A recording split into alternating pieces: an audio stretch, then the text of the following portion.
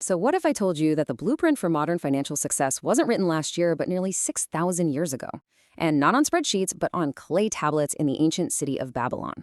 Well, today we're going to crack open that exact blueprint. We're going to decode these ancient laws and see how a chariot builder's money problems from millennia ago, well, they hold the secrets to our own prosperity. Let's get into it. All right, here's our game plan. First up, we'll look at the two mindsets that literally defined who got rich and who stayed poor in Babylon. Then we'll dive into Arkad's legendary 7 cures for building a fortune, and right after that, the 5 laws of gold for protecting it. And to really see if this stuff works, we'll follow a powerful story before bringing it all back home, showing you exactly how you can use these ancient ideas for your own financial path. So let's set the scene. We're in Babylon, a city just overflowing with gold and riches. But right in the middle of all this splendor, we meet 2 guys, Bansir, a chariot builder, and Kobe, a musician. Now, these guys are good at what they do. They work really hard, but their pockets are always empty. And that's the big question, right? Why do some people thrive, while others, who are just as talented, just can't seem to get ahead? Just listen to that quote from Bansir. You can just feel the frustration in those words. And it's a feeling a lot of us can relate to, right? You work day in, day out, you see wealth all around you, but it just feels like it's for somebody else. But this isn't just a complaint. It's the sound of a limiting belief. It's that little voice that tells you prosperity is just something that happens to other people, probably by stroke of luck. And this really highlights the 2 different paths you can take. On one side, you've got Bansir and Kobe.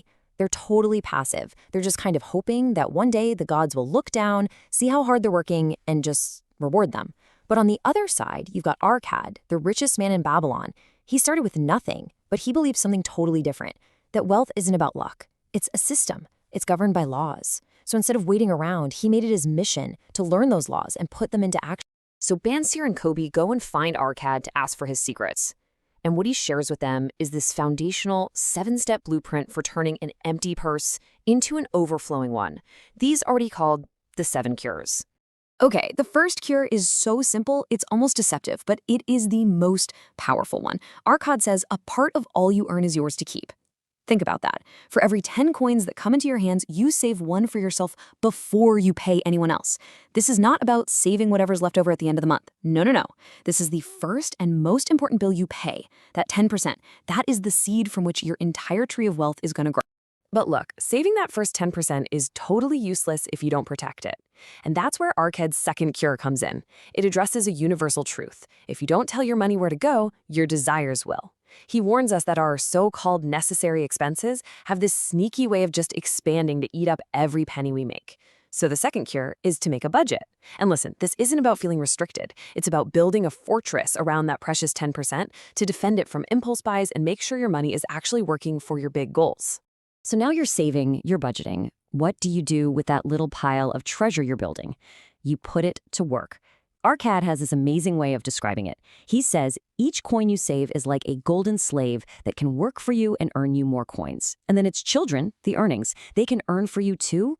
I mean, this is basically the ancient Babylonian way of explaining investing and the magic of compound interest. The goal isn't just to have a pile of gold, it's to have an army of gold that's working for you 24/7.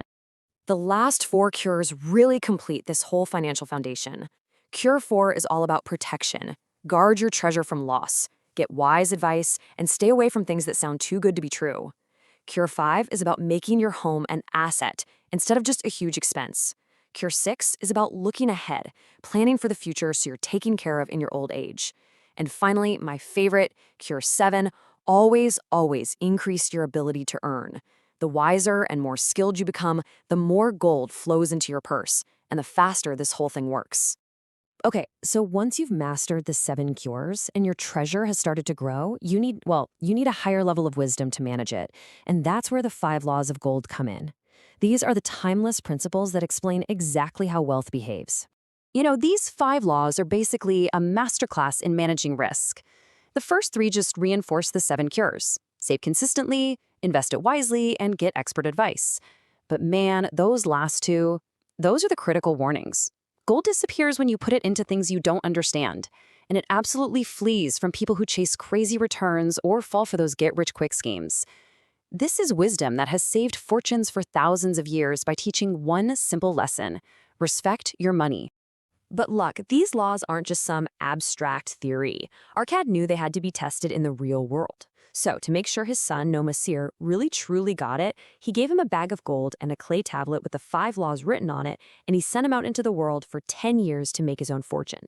And what happens next is just a perfect case study.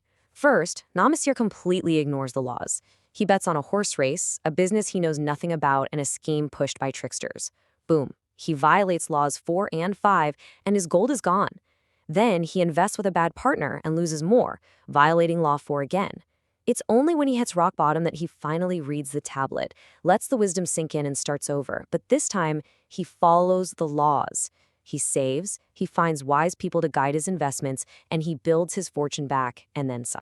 You know, when you step back and look at the cures, the laws, and Nomasir's journey, this powerful pattern starts to emerge. Building wealth isn't really about some secret formula or being a financial genius. It all just boils down to a couple of fundamental ideas about discipline and having a purpose.